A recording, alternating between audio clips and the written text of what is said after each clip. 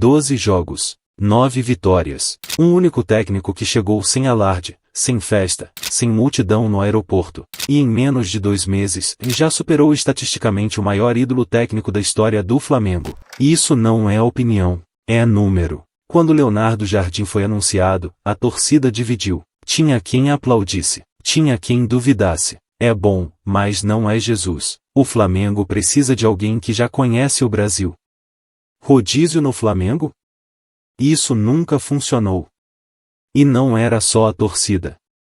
A comparação estava na mesa desde o primeiro dia. Jorge Jesus. O Mister.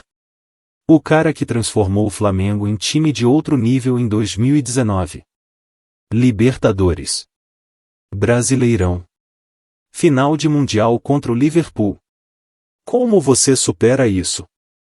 Como você chega num clube carregando esse peso, e ainda assim entrega números melhores nas primeiras rodadas?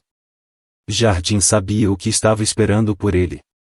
E mesmo assim, fez diferente. Primeiro jogo. Ele não armou o time óbvio. Segundo jogo. Rotacionou de novo. Terceiro. Quarto. Quinto. A cada partida, alguém diferente começando. Peças trocadas. Titulares poupados em jogos que pareciam importantes. A torcida estranhava. Os comentaristas questionavam. Cadê o time titular? Mas o Flamengo continuava vencendo. E aí veio a Copa do Brasil. Jardim escalou um time misto. Reservas misturados com jogadores titulares. O tipo de jogo que clube grande costuma perder ou empatar. O Flamengo foi melhor em campo. Criou chances claras. Cebolinha cara a cara. Arrascaeta cara a cara. Perdeu gols que não se perdem. E mesmo assim, os números começaram a aparecer de verdade. Leonardo Jardim nas primeiras 12 partidas, com 9 vitórias, 2 empates e 1 derrota. 75% de aproveitamento. Jorge Jesus no mesmo recorte, com 5 vitórias, 4 empates e 2 derrotas. 58%. O silêncio de quem duvidava começa a aparecer. Não era um time funcionando apesar do rodízio. Era um time funcionando por causa do rodízio. Cada jogador descansado entrava com mais intensidade.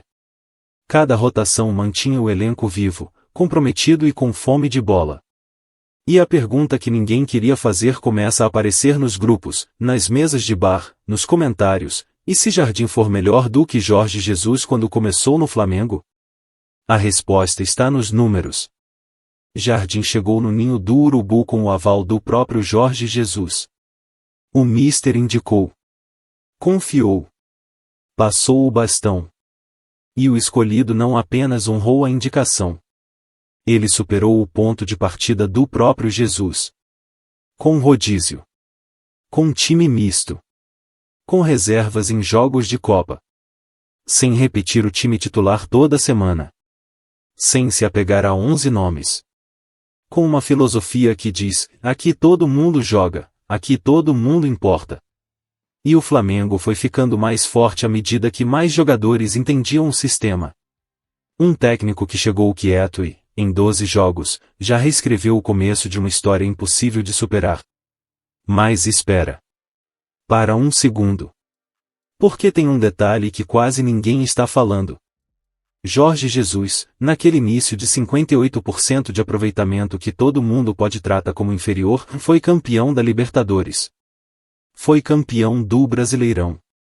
Chegou à final do Mundial de Clubes e fez o Liverpool suar. Ou seja, o começo não era o pico. Era o início da rampa. E aí a pergunta muda completamente de direção. Não é Jardim ser melhor que Jesus? A pergunta real é, se Jesus construiu aquela história a partir de um início de 58%, em onde Jardim chega partindo de 75% aproveitamento?